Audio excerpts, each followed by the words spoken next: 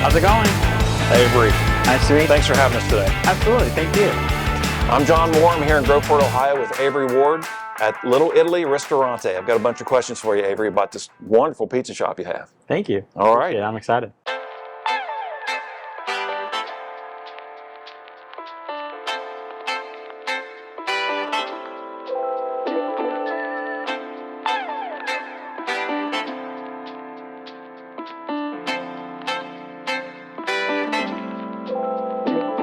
Here we are at this beautiful pizza shop you have now. Let's go back to the 60s, where it all started. Yeah, 1966.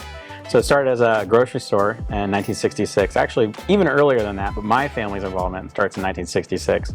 My grandpa always had the dream of owning his own grocery store. And they stopped in the town of Groveport, and there was a little grocery store down there. They stopped that for drinks. And a 4-hour conversation later with the owner, his name was Russell Smith, turned into them being offered to buy the business, which came with a house right next to it, which was perfect for them to raise a family on, and that's exactly what they did. So we have the original logo of the Chuck's Little Giant. We had it recreated on the sign up there. So we call it like our Chuck's Little Giant food store. So we sell like custom t-shirts, which we actually partner with Homage out of Columbus for those, to pay homage back to the grocery store. And so they had a grocery store from the 66? 1966 all the way till 78, 79. They purchased a pizza place down, like a block down the street from the original restaurant. It was called Baldino's Pizza. Ran the pizza place as Baldino's for a few years, and they wanted to make it something bigger. And the grocery store was seeing decline in sales.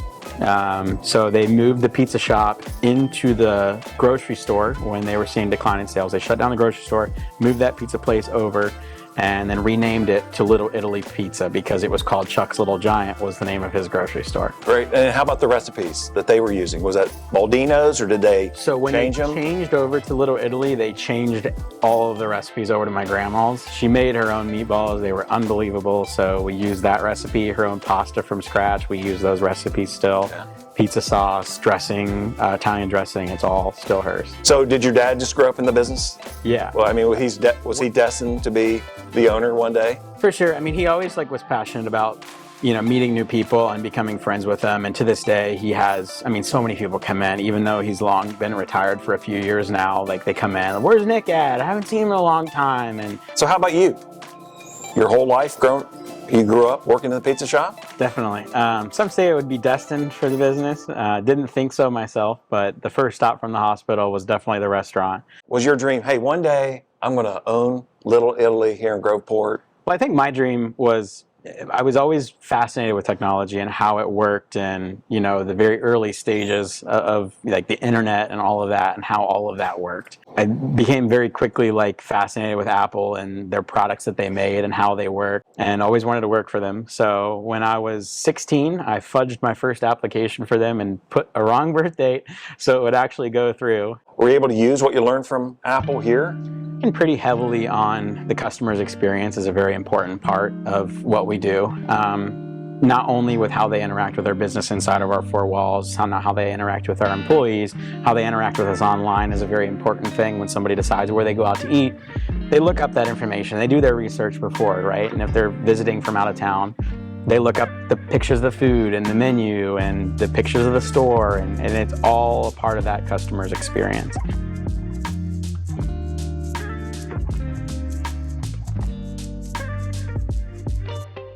This is our Eastern dining room. So this is a really great dining room that's configurable for larger parties. And earlier I was talking about like the light harvesters up in the ceiling that controls the lighting for the different dining room sections. That harvester will adjust the lighting in the dining room based on how bright it is outside, how much light's coming in, which is really cool. All about keeping that ambiance right all the time. We've got 12 microphones throughout the dining room that'll adjust the volume at all the times to make sure it's the right volume. Those baffles are the acoustic baffles to make sure that the sound is kind of absorbed by a lot of those. And it's all a part of that customer's experience.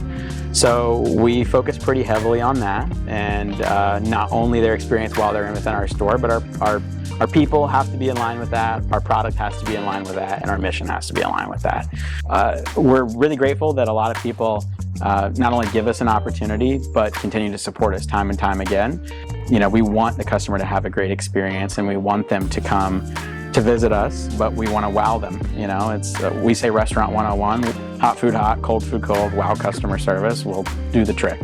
So that's what we focus on. I, of course, owned a pizza shop, love the dining room, but the kitchen, that's my favorite. Was that all your design? Yeah, so partner with Wasserstrom in Columbus to get a lot of the equipment picked out and developed. Not only pick it out, but there's one piece back there that you designed and they built for you. Yeah, so our pizza table, it's a dual-sided make table. It's very unique, and in our old store, I always wanted to have like a what I would call a centralized kitchen, where employees can work on both sides of each other to be able to communicate about what's going on and fulfill the order. And I had the idea of like putting two pizza tables together where they worked on both sides, but I wanted more than that because I didn't want to have to refill two different bays of ingredients. So I was like, why don't we just cut that backside of it out, make a center like almost like buffet, and then have people on both sides that work it. So genius. Yeah, that's genius. And your dough room, I've never seen a dough room like that. That's temperature, humidity. Yeah, so it's pressure controlled. It's pressurized, so it controls the atmospheric pressure in the room, the humidity, as well as the temperature in the room. So it makes sure our dough is a perfect rise every single day, no matter what the outside conditions are like. So I've really enjoyed talking to you, even before today. And you know, we talked the pizza business. How you celebrate your employees is like nothing I've seen before in any business, really. I may be coming from a big tech background that might be more common, but I know where I come from in the restaurant business, what you're doing is so unique. Can you explain how you like to celebrate your employees? Yeah, I think it's more than just celebration, right? It's acknowledging what they do. It's you know, realizing that truly, honestly, what we do here wouldn't be possible without our team. You know, when I came into the business, my dad had 12 employees, maybe 13, and they were all longtime employees, one of which is still here with us. He's been with us for 26 years this upcoming year. But building a really great team was something that my grandparents and my dad were really strong on. That, you know, if you treat your people like family and you treat your customers like family, that you'll do well. Something else I noticed when I was here, you have pizza boxes like I've never seen anywhere before. What's the story behind that?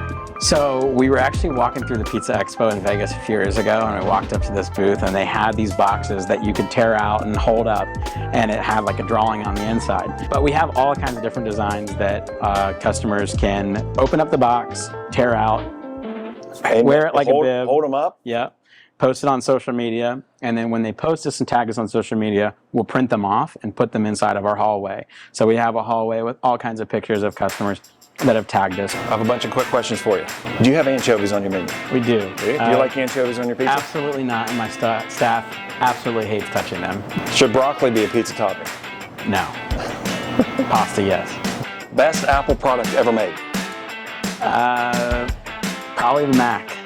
It's definitely the first, and it's definitely what I use the most often. I love my Mac. Worst product Apple ever made? The original Apple Watch. Funniest movie ever made? I guess Dumb and Dumber. Correct. I don't Got know. it. Thank you, Avery. No problem. Thank you so much for coming here today and ask all these questions. I love this place. Thank you. Hey, could you get this to work for me? I don't think so. That's what? Can you 3GS? try? iPhone You can 3GS. try, can't you? 8 gigs. You're the man. All right, one last question. I ask everyone this. Could I come back here and work on Saturday night? Absolutely. You can get in the way like I do. Okay, My goal has always been, if I can ever get to a point where my employees say, can you get out of my way? I've reached the pinnacle of like success.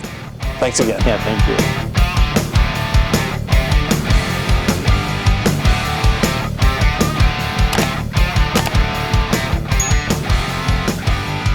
Rock on, Pizza Nation.